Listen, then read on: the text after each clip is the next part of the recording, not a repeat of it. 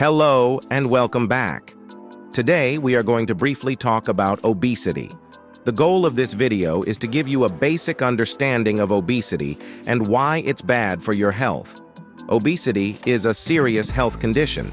This condition can cause a host of other conditions, which could exacerbate any other underlying health conditions you may have. If you are obese, please schedule an appointment with your primary care provider. They will be able to provide greater context and dive deeper into all of the internal mechanisms that contribute to obesity. If diagnosed with obesity, your provider may even schedule you for further testing to confirm or rule out other medical conditions you may present. In addition, your primary care provider may refer you to a registered dietitian for nutrition counseling. If so, please abide by their guidance. The primary job of your doctor is to help you achieve optimum health. It's paramount for you to adhere closely to their recommendations and guidance. Now, onto the video. So what is obesity? Obesity is a medical condition characterized by excessive accumulation of body fat, which can have negative impacts on health. It is typically defined using the body mass index, BMI, a measure calculated from a person's weight and height. A BMI of 30 or above is considered obese. There are many different factors that can contribute to a person being obese.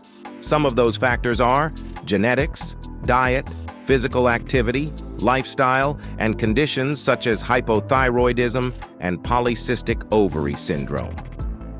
Genetics play a role in obesity because if you have a family history of obesity, then you could be more likely to develop the same condition. Your diet plays a major role. If you consume high amounts of sugar and fatty processed food items, then you will accumulate large amounts of fat, which is essentially stored energy. Physical activity is a part of the equation too. Not getting enough regular exercise means you are not burning through your calories or excess fat stores and making good use of your energy stores. Your lifestyle is important too. If you are constantly stressed out, this could cause your body to produce high amounts of cortisol, which is a fat-storing hormone.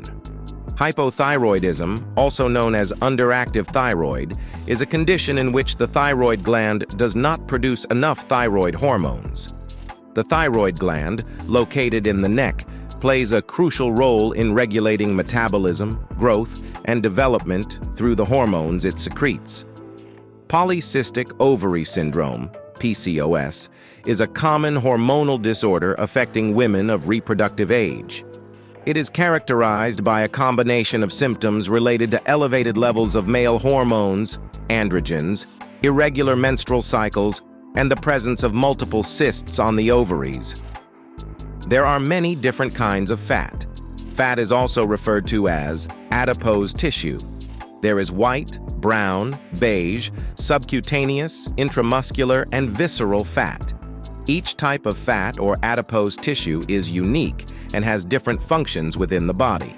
In this video, we are only going to focus on two types of fat. Those are subcutaneous and visceral fat. The main purpose of subcutaneous fat is to provide insulation and stores energy. This fat is located directly under the skin. Next is visceral fat. Visceral fat protects the internal organs and is typically located in the abdominal cavity.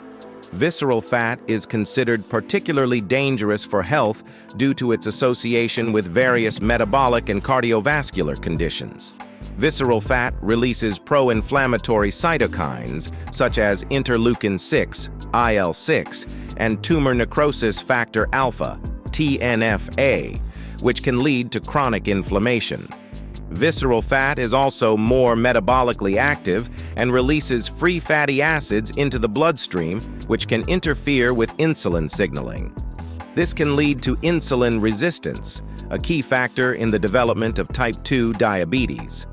In addition, visceral fat is a central component of metabolic syndrome, a cluster of conditions that increase the risk of heart disease, stroke, and diabetes. These conditions include high blood pressure, high blood sugar levels, excess body fat around the waist, and abnormal cholesterol or triglyceride levels. If you haven't got the picture by now, let me put it plainly. Obesity is very dangerous and detrimental to your health. This is a well-known scientific fact. Being obese is not something to celebrate or deal with. You must address this issue immediately. Obesity significantly impacts health in numerous ways, affecting nearly every system in the body. Please allow me to list additional health consequences as a result of obesity. Hypertension. Obesity is a major risk factor for high blood pressure due to increased workload on the heart and the effect of excess body fat on the kidneys and blood vessels. Heart failure. The increased workload and strain on the heart can eventually lead to heart failure. Sleep apnea. Excess weight, particularly around the neck, can obstruct the airway during sleep, leading to sleep apnea, which is characterized by interrupted breathing during sleep. Osteoarthritis. Excess weight puts additional strain on joints, particularly the knees, hips, and lower back, accelerating the wear and tear of cartilage. Obesity is associated with an increased risk of several types of cancer, including breast, colon, endometrial, kidney, and esophageal cancer. Infertility. Obesity can lead to hormonal imbalances that affect ovulation in women and reduce sperm quality in men. Low self-esteem. Social stigma and discrimination related to obesity can lead to low self-esteem and social isolation. Consider how important your family is to you. It's never too late to make the change and reverse the effects of obesity. Set realistic goals and work with licensed and certified professionals who can help you make your dream a reality so you can stick around longer and enjoy more time with those who mean the most to you. So, who should you talk to about obesity? The first person you should contact is your primary care provider. Your doctor will be able to assess your condition and initiate the proper steps in order to get you back on track. Your provider may need to place you on certain medications depending on your diagnoses. Under most circumstances, your provider will direct you to see a registered dietitian or other types of professionals in this field. This would also be a part of your total care plan. The physician may work in conjunction with a registered dietitian on your behalf. You may also be required to come into the office for blood work and/or remote monitoring of your blood sugar levels. Ultimately, it's crucial for you to adhere to whatever guidelines your provider lays before you. Before seeing your provider about obesity, you should start focusing on diet and exercise. Diet and exercise is one of the primary ways you can lose high amounts of unnecessary body fat. Everyone's nutrient and caloric intake is different. This is why you need to see licensed and qualified professionals to assist you with meeting your needs. However, there are some basic guidelines that you can follow now until you can connect with your provider and dietitian or nutritionist. For starters, consider limiting your intake of bread, pastas, rice, and potatoes. Although these food items may be listed in the food pyramid, they also contain high amounts of carbs. If you have a rigorous strength training routine, then potatoes and rice may be fine in moderation. If not, then reduce your intake of these food items. Next is protein. You should get plenty of protein from sources such as chicken, beef, and fish. It may be a good idea to reduce your intake of protein sources that come from pork. Pork usually contains high amounts of salt and fat.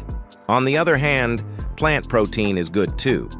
Plant protein can be found in beans, nuts, soy milk, and chickpeas. Also, leafy greens are a must. Leafy greens contain high amounts of vitamins and minerals. Vegetables like spinach, kale, lettuce, and broccoli can aid in digestion. Lastly is water. You should consume at least 1 gallon of water a day. If this is too much, then at least increase your daily intake of water until you can consume 1 gallon daily. Water is very important for many of the internal metabolic processes in the body. Exercise is also an integral part of managing obesity. You will need to develop a habit of exercising regularly if you want to minimize the detriments of obesity. A recurring theme of many of the videos on this channel is exercise. That's because exercise is one of the most important things you can do on your own to manage obesity and other health conditions. In this case, a personal trainer is optional. You can get started right away at home with no equipment. Also, you can purchase some relatively inexpensive equipment such as dumbbells, barbells, and a pull-up bar that you can attach on your door frame. And you should consider purchasing a treadmill if it's within your budget. Having a home gym can save you tons of money from gym memberships. It also eliminates any excuses behind why you can't get to the gym. In addition, you can do your workouts at home in the event of inclement weather, rain, snow, thunderstorms, and excessive heat. Getting a gym membership may also be an option. This seems like the most preferred method for most people. Find a gym nearby and sign up if you haven't already. As this video draws to a close, it's important to remember that obesity is a serious health condition. It can lead to many other health conditions. If you suspect that you are obese, then schedule an appointment with your primary care provider if you can. Seeing a provider is highly recommended. Until you can see a provider, there are a couple of things you can do on your own to ensure a seamless transition back into good health. Increasing your water intake is a good start, and limiting your consumption of processed foods, excess sugar, snacks, fried foods, and any other low-density nutrient-deficient food and drink items. Exercise is another tool you can use as well. Starting and maintaining a strength training and cardio routine is best.